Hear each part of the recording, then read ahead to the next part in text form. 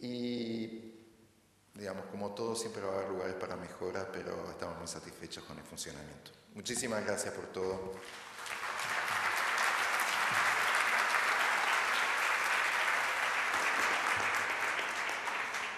Gracias, José. Senador, su turno.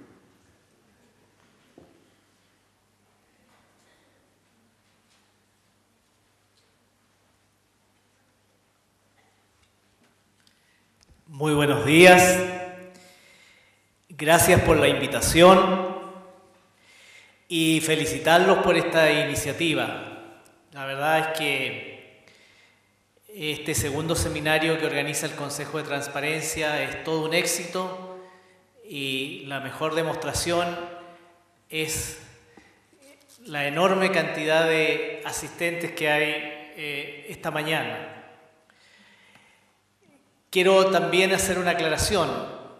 Al momento en que el presidente del Consejo de Transparencia, don Raúl Urrutia, me invitó a participar de este seminario, efectivamente yo era el presidente de la Comisión de Economía. Ya no lo soy y su presidente es el senador Andrés Saldívar. No quiero que me acusen de usurpar funciones, así que por eso hago la aclaración. Entrando en materia, quiero señalar lo siguiente. Primero, respecto del acceso a la información pública. Yo soy partidario de que se tenga el máximo de facilidades para acceder a la información pública y que la gran mayoría de los actos de la administración estén al alcance de los ciudadanos. Eso es una forma no solo de hacer gobierno ciudadano, sino que también es una forma muy concreta de llevar la democracia a las personas. Cuando todos tenemos acceso a la información que se origina en los actos del gobierno, en los actos de la administración, todos nos sentimos más partícipes de la construcción del país. Y por lo tanto, el principio tiene que ser de que todo es público, salvo aquello que la propia ley define como reservado. Yo quiero hacer un reconocimiento a lo que se ha hecho en Chile respecto del acceso a la información pública desde que se promulgó la ley 20.285. Que además creó el Consejo de Transparencia. Sin embargo, todos tenemos que reconocer de que este es un proceso nuevo en Chile y que todavía queda mucho camino por recorrer. Nosotros tenemos muchos lugares del país donde el acceso a Internet es todavía una ilusión. Tenemos muchos municipios que no están conectados y por lo tanto tenemos todavía mucha información pública útil, necesaria de conocer por la ciudadanía, que sin embargo no está al alcance de todos los ciudadanos. Nos falta mucho que avanzar, reconociendo que desde que se promulgó la ley, por supuesto que hemos crecido mucho, hemos avanzado mucho. Respecto de la protección de datos personales, efectivamente hay en el Congreso una iniciativa de ley que en esto quiero hablar de manera personal.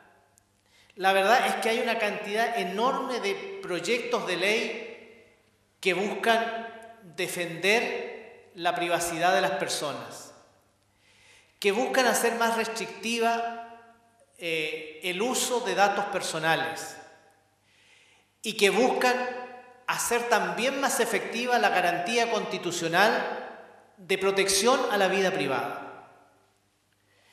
Yo soy un convencido de que en Chile se abusa de la información.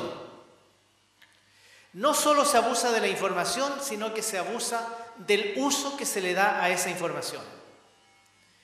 Y en esto quiero ser claro y categórico. Instrumentos que nacieron con la idea de que se pudieran registrar, por ejemplo, los protestos. Instrumentos y bases de datos que se crearon con el propósito de poder reflejar las morosidades y en consecuencia determinar si una persona es más o menos cumplidor respecto de sus compromisos financieros. Hoy día se usan, por ejemplo, como requisito para acceder a un trabajo, aun cuando la ley lo prohíbe. Y entramos en un círculo vicioso de que la persona, porque está en uno de estos registros, no tiene acceso a un trabajo. Como no tiene acceso al ingreso de ese trabajo, no puede cumplir, no puede pagar, sigue en el registro. Y la verdad es que estos registros creados con una finalidad específica y acotada, hoy día se transforman en registros que en muchos casos le imposibilitan la vida a muchas personas. Quiero poner otro ejemplo para que nos demos cuenta al extremo, creo yo, al que estamos llegando. Hace algunas semanas atrás, en realidad desde el año pasado, se ha generado toda una polémica porque algunos registros se construyen en base a predictores de riesgo. Hay entidades que se arrogan la facultad de predecir si yo soy más riesgoso o menos riesgoso en el cumplimiento de mis compromisos. Y para construir ese predictor, toman en consideración, por ejemplo, el número de veces en que el RUT de una persona es consultado. Si yo mando 100 currículum porque estoy postulando a 100 partes distintas en la posibilidad de encontrar un trabajo, lo más probable es que me van a consultar de las 100 lugares donde estoy postulando. Y porque en un mes tengo 100 consultas a mi RUT, soy más riesgoso, aunque no tenga ninguna morosidad. Y eso es injusto. Y en mi opinión, eso es abuso. Por eso es que estamos a punto de aprobar un proyecto de ley que prohíbe usar las consultas del RUT para formar parte de los predictores de riesgo. En una legislación que a mi juicio ya es demasiado entrar al detalle. Nosotros debiéramos cumplir con, primero, la norma constitucional, el derecho a la protección de la vida privada. Y segundo, con un principio fundamental: los datos personales son todos privados, salvo que la ley disponga lo contrario o salvo que el propietario de esos datos los autorice para un fin específico. Y yo creo que en Chile no se está cumpliendo ni la garantía constitucional ni el principio de privacidad de los datos personales. Finalmente, también quiero dar mi opinión sobre si debemos tener un organismo supervisor para la protección de datos personales y para el acceso a la información pública. Así está propuesto por lo demás en un proyecto de ley que le entrega al Consejo de Transparencia también la supervigilancia de la protección de datos personales.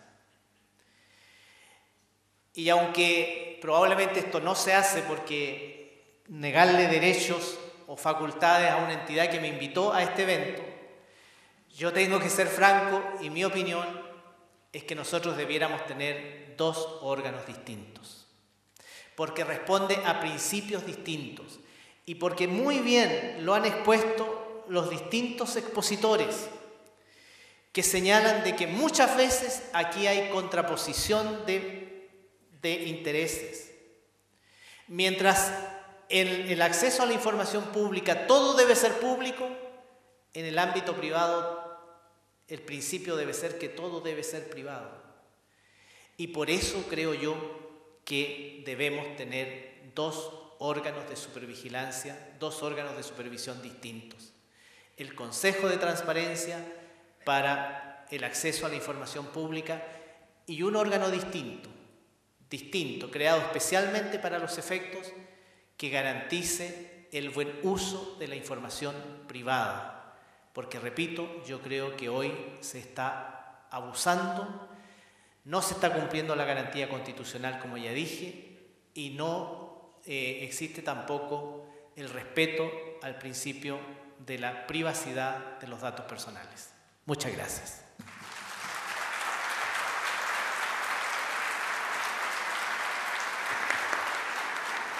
Muchas gracias, senador. Finalmente, John, tu turno.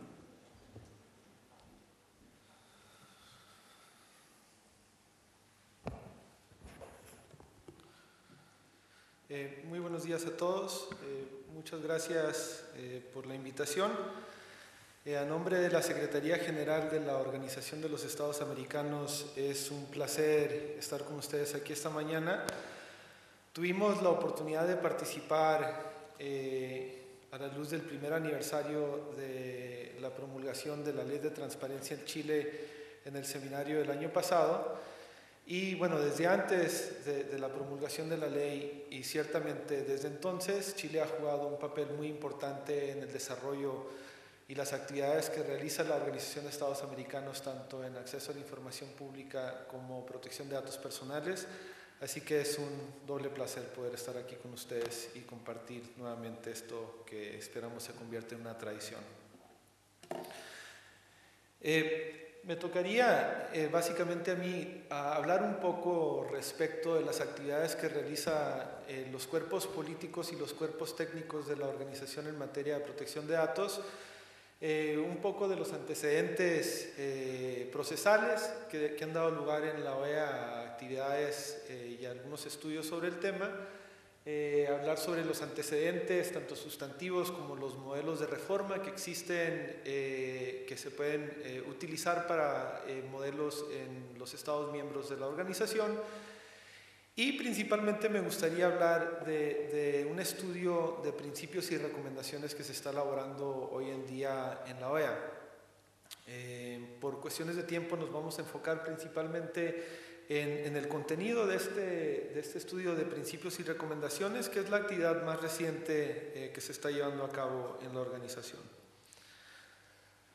Con respecto a los antecedentes procesales, aquí creo la OEA sí ha manejado el tema de acceso a la información pública y ahora el tema de protección de datos personales como dos caras de una misma moneda, en el sentido de que cronológicamente han ido elaborándose mandatos de forma paralela en ambos temas. Y lo que ha sucedido principalmente en el tema de acceso a la información pública es que inicialmente se redactaron los principios que rigen dentro del sistema de derechos humanos en las Américas. Se siguió con un sistema de recomendaciones a los estados para la protección de estas recomendaciones y la protección de estos principios. Y eventualmente el año pasado se concluyó con la redacción de una ley modelo de acceso a la información pública que ya se había mencionado también con anterioridad. Es posible que se siga con un programa interamericano y finalmente que también se cuente con una convención o algún otro tipo de instrumento internacional en materia de acceso a la información. Se espera entonces que en materia de protección de datos personales se siga esta misma cronología, es decir, que estamos ahora avanzando en los principios y recomendaciones con respecto al tema y eventualmente al final de nuestra presentación, en pocos segundos, realmente vamos a ver cuáles serían los siguientes pasos que se van a tomar. Con respecto a los antecedentes sustantivos, bueno, ya los hemos visto acá. Yo el día de ayer conté 8 tipos de trámites que al viajar de Washington a la ciudad de Santiago realmente llevé a cabo en donde entregué algunos de mis datos personales